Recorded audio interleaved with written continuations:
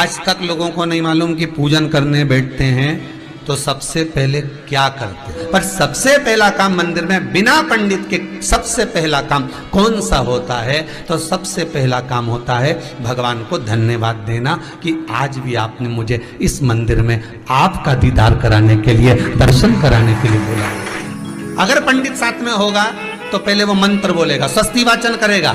स्वस्ति वाचन करने में उसको अर्थात भगवान के लिए भी प्रसन्नता और आपके लिए भी प्रसन्नता। पर आपके पास कोई ब्राह्मण नहीं, आपको कोई स्तुति नहीं आती, आपको कोई मंत्र नहीं आता, आपको कोई साधना नहीं आती, आपको कोई तप नहीं आता, पर आप इतना तो कर सकते हो कि भगवान के मंदिर में जाकर उनको धन्यवाद दे सकते हो कि तेरी कृपा है जो मुझे चलकर यहां तक बुला लिया, 2 कदम चलाया, यहां तक बुलाया, ये तेरी कृपा है। और बड़ी कृपा करी जो डलिया भर के पूजन का सामान भी लाई, बड़ी कृपा करी जो दूध भरकर भी लाई, बड़ी कृपा करी जो कलश भरकर भी लाई।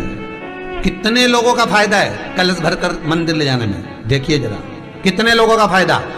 हिंदू धर्म में विष्णु पुराण में, पद्म पुराण में लिखा है, सौभाग्यवती नारी जब भरा हुआ पानी का लोटा लेकर कलश लेकर जाती है और उसको देखकर कोई व्यक्ति निकल कर चले जाता है तो जिस काम के लिए जाता है वो काम सफल हो जाता है।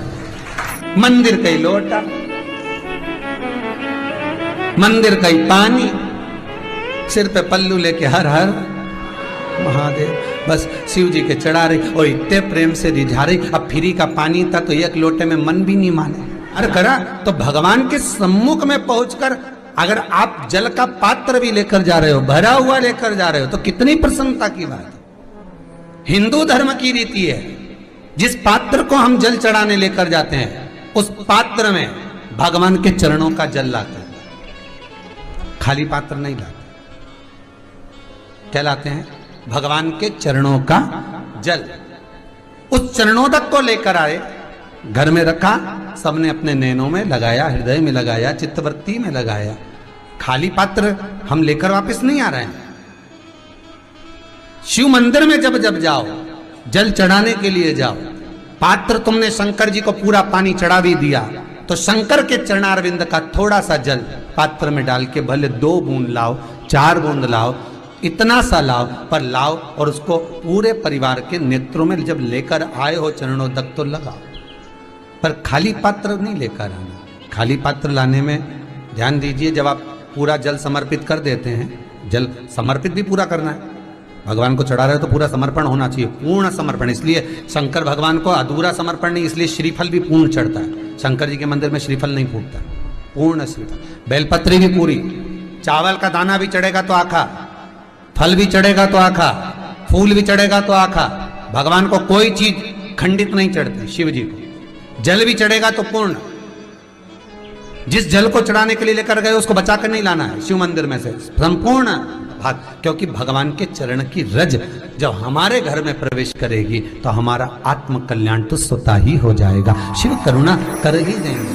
पर कई लोगों की आदत रहती है, और आपने भी गलती करी होगी, गए होगे, चढ़ाकर भी आए होगे, पूरा पानी भी उंडेल कर आए होगे, चढ़ा भी दिया, छोड़ भी आए, पर लेकर नहीं आए होगे। कई लोग गलती कर जाते हैं और फिर बाद में कहते हैं हम तो इतने साल से पूजन कर रहे हैं, भगवान हमारी सुन ही नहीं दिया। तो भगवान के मैं तो तैयार बैठा, पर तू नवा के चली जाए, लेके तो कहीं जाए। तो भगवान थोड़ी ना कहेगा कि तू मेरे पास में आए तो मेरे चरण की रज लेकर जा। भगवान थोड़ी ना कहेगा कि मेरे पास में आकर तू ये लेकर जा। भगवान तो कहेगा मेरे पास में आया है, मांगना कुछ मत, बस मुझे जो स्नान कराया है मेरा चरणोदक लेकर जा, छीट दे पूरे घर में, संपदा भरना मेरा काम है। जहां मेरी चरण की रज पहुंच गई वहां संपदा स्वतः पहुंचती है, मैं वहां पहुंच जाता हूं। तो चरणों तक ले जा, पर लोग ले जाते हैं, पूजन करते, कलश भी उंडेलते, जल भी चढ़ाते, पर आते समय खाली लेकर आ जाते। भगवान को इतना बुरा लगता, मेरे दरवाजे से खाली जाए, मुझे कितना बुरा लगेगा। जो आए वो भर कर जाए, भले 2 बूंद लेकर आओ, पर उसमें चरणों तक थोड़ा सा लेकर अवश्य आए। उसी तरह जल चढ़ाने के बाद हम जब लेकर आते हैं पात्र के अंदर, ये उसमें उसकी बरकत है। गर्ग संहिता में दूसरी चीज कही, उसको भी समझ लीजिए।